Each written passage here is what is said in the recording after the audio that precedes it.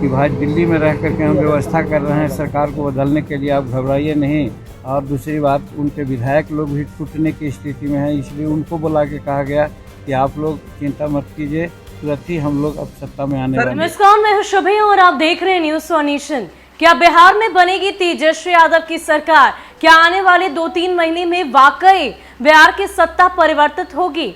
ये सवाल बिहार के राजनीतिक गलियारों में तैर रहे हैं, लेकिन इन सब के बीच अलग अलग नेताओं की तरफ से, अलग अलग दलों की तरफ से इसको लेकर प्रतिक्रिया भी सामने रखी जा रही है। अब ऐसे में जीतन राम मांझी की बात करें तो कहीं ना कहीं जीतन राम मांझी का बयान काफी ज्यादा मायने रखता है। वो इसलिए क्योंकि पिछले कुछ दिनों बिहार के सियासी गलियारों में कई तरह की बातें उनके द्वारा की गई, जिसके बाद ये बात सामने आने लगी कि एनडीए में तकरार है, एनडीए में सब कुछ ठीक नहीं है। लेकिन इन सब के बीच जीतन राम मांझी ने सभी बातों पर लगातार विराम भी लगाया और एक बार फिर से उन्होंने नेता प्रतिपक्ष तेजस्वी यादव को लेकर बड़ा बयान दिया है। उन्होंने साफ तौर पर कहा है कि नेता प्रतिपक्ष तेजस्वी यादव डरे हुए हैं, सहमे हुए हैं। वो इसलिए क्योंकि उनकी पार्टी में सब कुछ ठीक नहीं चल रहा। उनके कई विधायक, कई जनप्रतिनिधि अपने नेतृत्व से खुश नहीं हैं और उनके भीतर खाने नाराजगी चल रही है और आने वाले दिनों में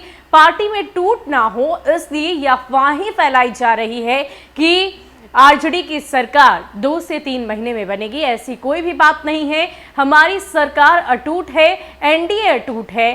फिर अगले 5 साल तो क्या, उसके अगले वक्त में भी सरकार सिर्फ और सिर्फ हमारी ही होगी।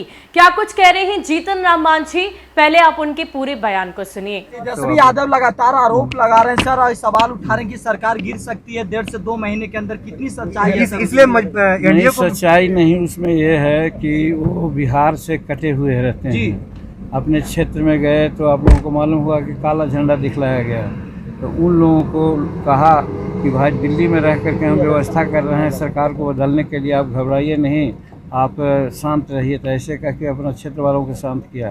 और दूसरी बात, उनके विधायक लोग भी टूटने की स्थिति में हैं, इसलिए उनको बुला के कहा गया कि आप लोग चिंता मत कीजिए, तुरंत ही हम लोग अब सत्ता में आने वाले हैं। बिहार में सर SC/ST की अभ्यर्थी धरना प्रदर्शन दे रहे हैं अपनी मांगों को लेकर। कल लाठी चार्ज भी हुआ है।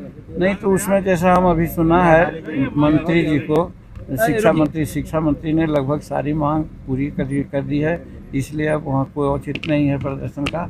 और प्रदर्शन उन लोग कर रहे थे, ठीक ही कर रहे थे, तो उन लोगों का नियोजन होने वाला है। इसमें कोई यूपी चुनाव सर आप लड़ेंगे? यूपी चुनाव अभी हम लोग तय नहीं किया है कि लड़ेंगे। शुक्रिया। आज कुछ बातचीत हुई है यूपी चुनाव को लेकर? ना तो आपको बता दें कि जीतन राम मांझी इस वक्त देश की राजधानी दिल्ली में हैं। वो इसलिए क्योंकि उन्हें मुलाकात करनी थी जेपी नड्डा और अमित शाह से, और मुलाकात के बाद लौटते हुए उन्होंने कई तरह की बातें मीडिया के सामने आकर कही, अपनी मांगों को भी रखा और ये भी कहा कि मैं आशा करता हूं कि मेरी मांगों को पूरा किया जाएगा।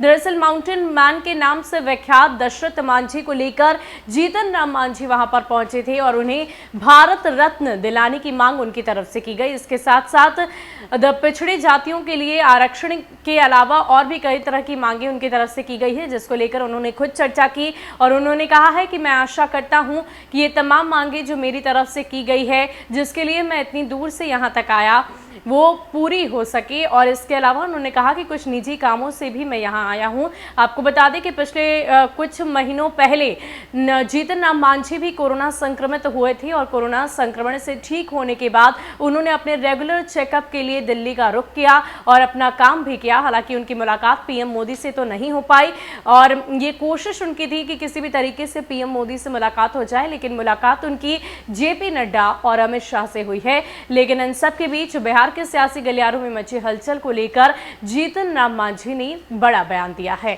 ज्यादा अपडेट के लिए आप बने रहे न्यूज़ वन नेशन के साथ। नमस्कार।